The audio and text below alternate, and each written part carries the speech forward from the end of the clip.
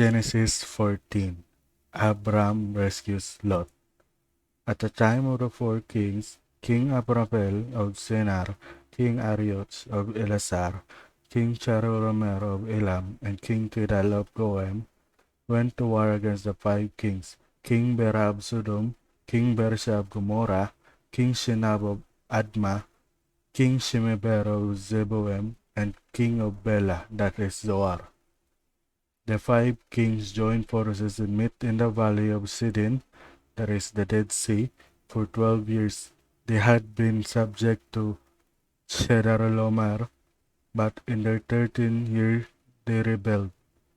In the 14th year, Chedorlaomer and his allies came and defeated the Rephaim, Asteroth, Karnaim, and Zuzim at Ham, and Imim at Shaveh, Kiriathaim, and the Horites in the hill country of Seir, going as far as El Paran on the edge of the desert. On their way, they came to En Mishpat, that is Kadesh. They conquered the whole territory of the Amalekites and also the Amorites who were living in Hazazon Tamar. Then the kings of Sodom, Gomorrah, Admah, Zeboim, and Bela, that is Zoar, marched out and prepared for battle in the valley of Siddim.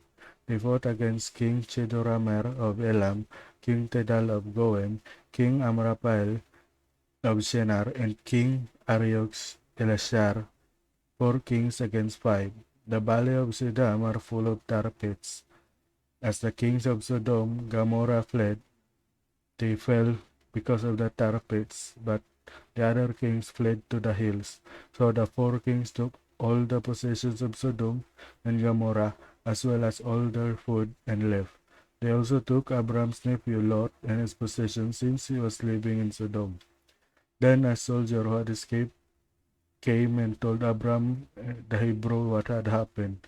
He was living next to the oak trees belonging to Mamre and Amorite, a brother of Eshcol and Aner. These men were Abram's allies. When Abram heard that his nephew had been captured, he armed his 318 trained men born in his own household and pursued the 4 kings all the way to Dan. He split up his men to attack them at night.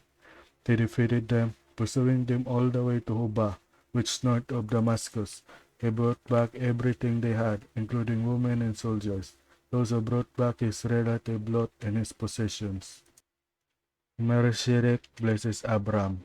After Abram came back from defeating Chedorlaomer and his allies, the king of Sodom came out to meet him in Shaveh Valley, that is the king's valley. Then King Melchizedek of Salem brought out bread and wine. He was a priest of God Most High. He blessed Abram and said, Blessed is Abram by God Most High, maker of heaven and earth. Blessed is God Most High, who has handed your enemies over to you. Then Abram gave him a tenth of everything. The king of Sodom said to Abram, Give me the people and keep everything else for yourself. But Abram said to King Sodom, I now raise my hand and solemnly swear to the Lord God Most High, maker of heaven and earth, that I won't take a thread or sandal strap. I won't take anything that is yours, so that you will never be able to say, I made Abram rich. I won't take one single thing from what my men have eaten.